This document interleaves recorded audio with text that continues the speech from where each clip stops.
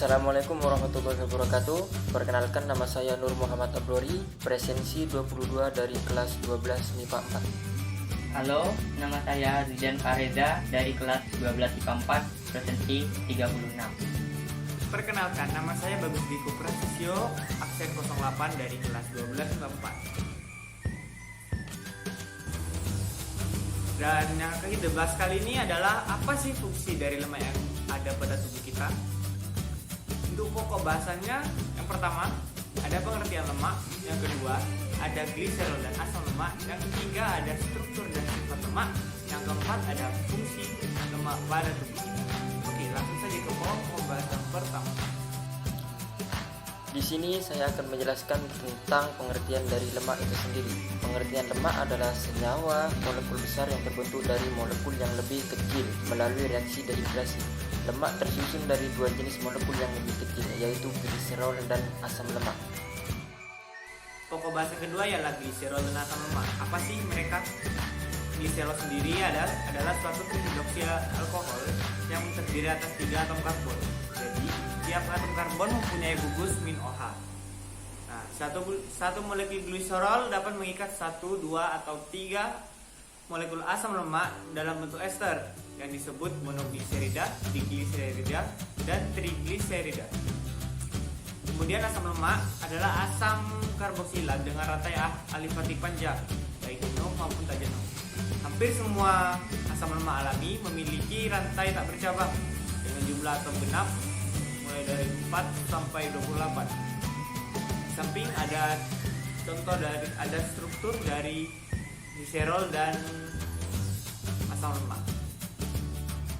Struktur lemak. Lemak terpisah dari air karena molekul air membentuk ikatan hidrogen satu sama lain dan menyingkirkan lemak.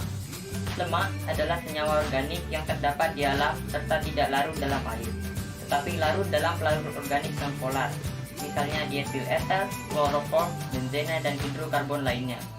Untuk gambar struktur lemak dapat dilihat pada PPT di samping. Pokok bahasan yang ketiga adalah sifat-sifat lemak.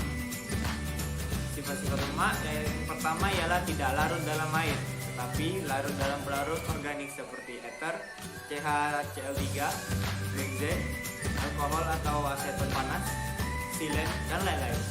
Serta dapat diekstraksi dari sel hewan atau tumbuhan dengan pelarut tersebut. Sifat nomor 2 yaitu secara kimia, penyusun utama adalah asam lemak, di mana dalam 100 gram lipid terdapat 95% asam lemak. Sifat yang ketiga, lipid mengandung zat-zat yang dibutuhkan oleh manusia seperti asam lemak esensial. EFA contohnya asam linoleat. Dari asam linoleat dapat dibuat asam linolenat dan asam arachidonat. Lanjut. Di sini saya juga akan menjelaskan fungsi dari lemak.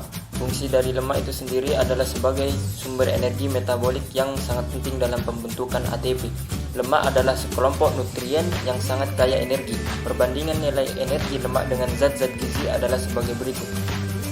Lipid yaitu 9,5 kcal per gram, protein yaitu 5,6 kcal per gram, karbohidrat 4,1 kcal per gram. Berdasarkan hal tersebut, lipid dapat digunakan sebagai pengganti protein yang sangat berharga untuk pertumbuhan.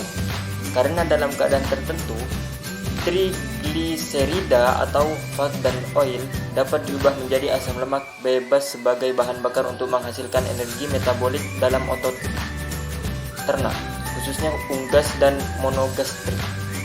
Fungsi lemak. 1. Lemak adalah komponen esensial dalam membran sel dan membran subsel.